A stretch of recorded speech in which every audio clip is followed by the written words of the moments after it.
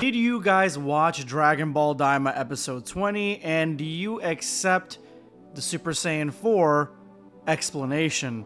Let me know in the comment section below, and how would you explain Super Saiyan 4 in the context of Dragon Ball Super? That's kind of what I want to know, and I want to have this conversation in the comment section below.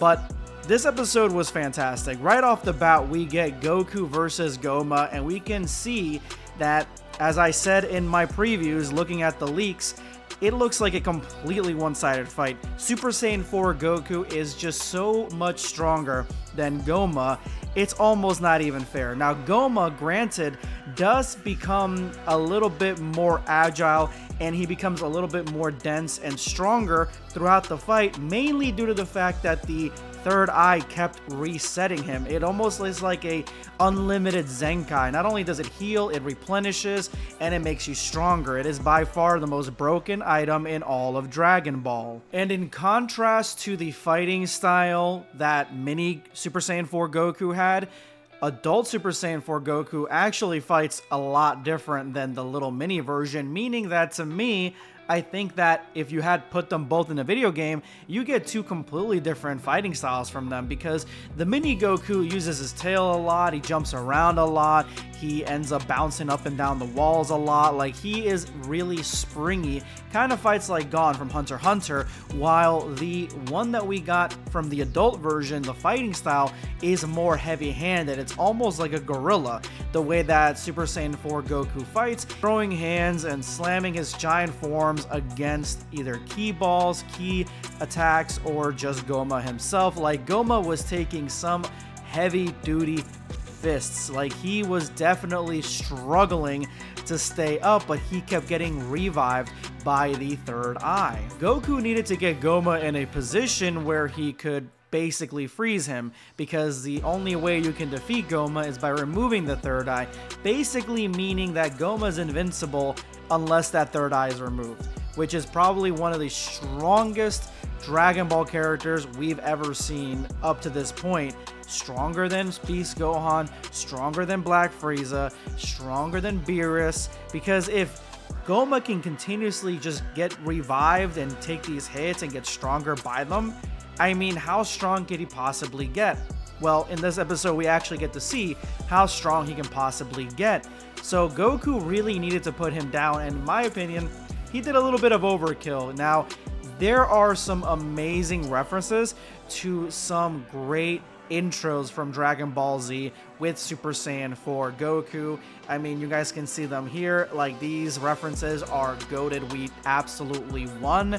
This is by far some of the best love that original Dragon Ball, US even, Dragon Ball fans got, with things like Rock the Dragon's intro being referenced. I know they had different songs in Japan, but still, it is really nice to see this. But Goku uses the strongest Kamehameha blast that I've ever seen on any Dragon Ball medium, because what it does, it not only is overkill on Goma, because it essentially kills him. It goes right through him, barreling a hole through him. Now, Goku knew that he gets replenished with stamina, and he gets revived a lot, like when it comes to getting knocked out, things like that, and gets stronger. He didn't know that Goma was going to regenerate. And so I would say that Goku really tried to kill Goma here, and his Saiyanness came out, which is awesome.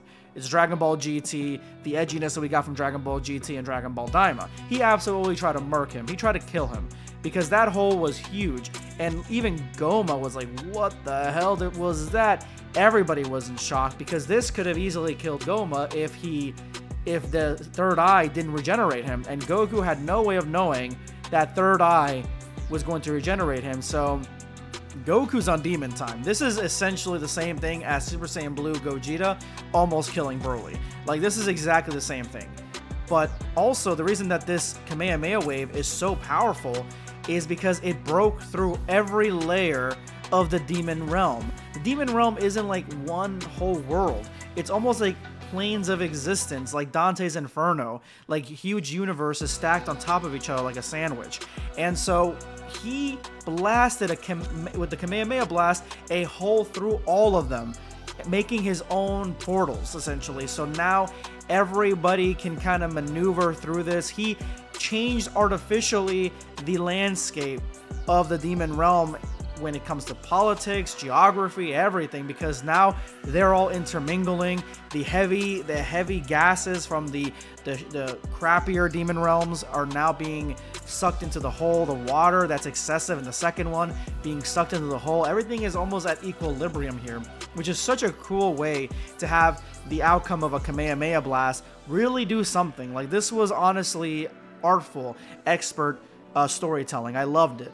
But this is where they done fucked up. And this is the one time that Goma actually becomes more powerful than Goku. He becomes so powerful as he's regenerating. And, oh, by the way, Piccolo sucks. He could not hit him 3 times in the back of the head, while Goma literally has his heart ripped out of his chest. So Piccolo, come on, man, you need to do better. But Piccolo gets smacked by a wild arm flailing, essentially, like it wasn't even a direct attack. And that is the reason that the plan didn't work originally. But then Goma starts regenerating and exploding in power. He starts manipulating everything around him. He starts blocking out everyone from attacking him. Goku can't even attack him. He's stronger than Goku at this point. And if you say Super Saiyan 4 Goku is right before God, I would say that now, finally, by the end of the season, by the end of this series, Goma is at that God strength level. The problem is that he has almost like a Death Star critical point where if you get hit here, you die. Because that's exactly what happened. And Majin Ku, who was literally floating around because of the debris, he sees the back of his head, of Goma's head, wide open, and he hits it 3 times consecutively, knocking the eye out of his forehead. Was it hilarious? It was funny. I think that it was really fantastic. The elephant in the room being that we didn't get a Super Saiyan 4 Vegeta. Goku's on top again in this. And then we also did not get a fusion. The fusion bugs were not even referenced. They weren't the bag that Goku was holding on to. Nobody knows where it went. These things were basically laid out like seeds or like breadcrumbs, and they led us to nowhere. This is probably my biggest issue with this episode, is that these breadcrumbs were not fulfilled whatsoever. And it's almost like an easy way to fulfill them. I mean, they just needed to extend the episode 10-15 more minutes, have Goku fuse with Vegeta with the bugs, have the bugs really only be temporary, and then do the Kamehameha wave. But I guess, I don't know, whatever. They didn't want to do that, and we even end up going back to the shop later in the end credit scene where the bugs came from, and still no bugs. I don't understand it. They made such a big deal about these bugs and this fusion, and we never got it. It's basically a Hail Mary. That's my biggest issue, because this was not fulfilled, essentially. And I don't know if they're waiting for it to be fulfilled in the future in some other medium, another movie, an anime, a manga, something. I have no clue. But once this is over, Ku, he becomes king. He becomes king of the demon realm, and he actually starts like appointing everybody to positions of power, and basically forming a government in the demon realm. So that's interesting. I like Ku. Ever since that he was being stepped on by Dr. Arinzu, I actually like Ku. I think that was the whole point, and now that he's on top, he brought Ku with him. He brought Dr. Arinzu with him. He brought Du with him. He brought all of them with him, all of the different Majins. He wants all of them to be represented. Like, he's such a cool character. I like them a lot, and I want to see him again. Hopefully we see him again, because he should still be the king of the demon realm. But boy, did this episode leave breadcrumbs for us for the future that I'm assuming there's gonna be a bunch of videos on it. I'll look into it. But like, even at one point, Ku says, if we're ever in danger, we're gonna call you. It's kind of like hinting at like the fact that they're gonna go back to the demon realm, essentially. It'd be cool to see after what Dragon Ball Super takes place over the timeline of 3 years, maybe after this, because we're right at the end of Z. So maybe 3, and I think the end of Z is maybe 5-6 years, something like that. I'm just spitballing here. So if that's the case, that would mean that since we're at the end of Z, it would be maybe 3-4 years since they left the demon realm. So Pansy's older. We'll see what happened with Ku, Dr. Arinzu, what she's going to be doing. Everyone's been talking about how Dr. Arinzu really reminds them of the Kai from Dragon Ball AF that made Zycor through Goku cells. Like, there's a lot of things that you can kind of like bring up and bring from the episode for the future of Dragon Ball, that's really interesting. And that is basically where we end up when it comes to the Demon Realm, because what's his name? The Goma and his Supreme Kai, or his Kai, they're trapped. They're Mafubot. They're done. It's game over for them. Okay, they're done, and they're trapped for 99 years in this thing. At least they have video games. They can play Fortnite together. You even see them playing in the end credits, so that's fine. But then we get to the moment we've all been waiting for, where Vegeta, he is the one that confronts Goku on the Super Saiyan bargain sale. He asks him dead center. He's like, hey, you had another transformation hidden, didn't you?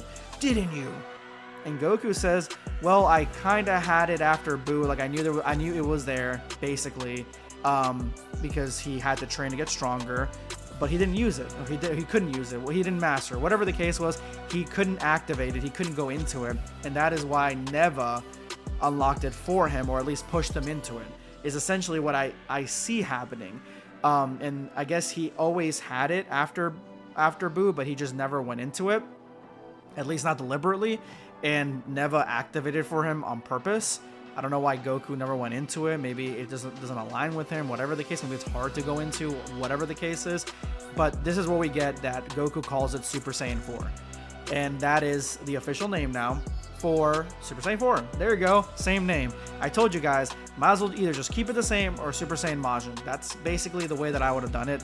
And I like the fact that we're keeping it Super Saiyan 4. It is literally the next form of evolution after Super Saiyan 3 canonically now. It is the first official Saiyan transformation since, I would say, 3, because I don't think that Ikari is a Super Saiyan transformation. I think it's just a regular Super Saiyan.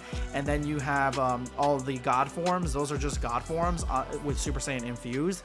And then you have the Ultra Instinct and Ultra Ego, which are just extra forms. This is the first actual Saiyan form after Super Saiyan 3. So that's something we have to look into. And it's funny because Goku goes, you finally got Super Saiyan 3 to Vegeta. And Vegeta's like, no, this is Ultra 1, Ultra Vegeta 1. Like, because he doesn't want to be after Goku. Which I like that they still have that rivalry in this, because they really kind of don't have it in Dragon Ball Super anymore. But this is before Dragon Ball Super, so it does make sense that they do have it. And that is basically the ending. Bulma takes a lot of stuff back from the Demon Realm that we never see, like, so she can study it. Which I feel like it's a wasted opportunity to not mention it or have it play into the future of humanity at all, because Bulma has all this shit that she could literally like examine and experiment with and make humanity's life more advanced and better, and she's kind of like not doing that right now. So she takes those things back, and then we get to the end credit scene, and the end credit scene, to be honest, looks like it's from a different anime. It looks like it's from a movie. The animation for that end credit scene is literally on par with the fight sequences that we've been getting, but like the entire end credit scene is like that, which is strange, but whatever. They go back to that store where the fusion bugs are, and Bulma gets a bunch of pretty bugs or beauty bugs or whatever. She wants to buy a bunch of those, and this is where they find that there are 2 more eyes that are third eyes, basically. And the seller had 3 originally. She sold one of them, I'm assuming, to the Demon King, and then that's how he lost it. And oh, that third eye is destroyed. Glorio destroyed it. So now there's only 2 left, and she said she would sell them to them for a good price. So did they buy? I don't know. I feel like the Supreme Kai would have taken it upon himself to take it from him. But that's basically the end of the episode, and ultimately at the end we have more questions and answers, really, which is just key Dragon Ball. It is just Akira Toriyama doing his most here, because we don't get an answer as to anything about Super Saiyan 4, why Goku has never gone to Super Saiyan 4 in Dragon Ball Super, and why Goku said several times in Dragon Ball Super's manga and in Dragon Ball Super's anime that Super Saiyan 3 is the highest form that he can go to. I don't understand why he did that. And then we have the join bugs that we didn't use it all. We have all these other bugs and all these other types of things that Bulma took from the demon realm for scientific purposes that don't factor in at all to Dragon Ball Super whatsoever. I'm hoping that this is all meant to gear up and set us up for something awesome with the manga and the manga arcs that maybe are surrounded or focus on the demon realm in some aspect. That would be pretty neat. That would be pretty cool. I would hope that that's the case, because then they could answer a lot of fundamental questions that we all have. But besides that, the finale, to me, the finale was great. It's not as good as the last episode, in my opinion, but it is a solid 8.5 for me. It is a solid 8.5. And Dragon Ball Daima still 100%, 10 toes down, is the best Dragon Ball animated anything since Dragon Ball Z. Dragon Ball Super does not even compare. It does not. With the consistency, the storytelling, and everything, no. Dragon Ball Super had a lot of issues. And only in the Tournament of Power was the animation somewhat consistent and the storytelling somewhat consistent, but there's still a lot of issues. Daima still has issues. Not as many of them. Yeah, that's my take on it, guys. Let me know what you guys think in the comments.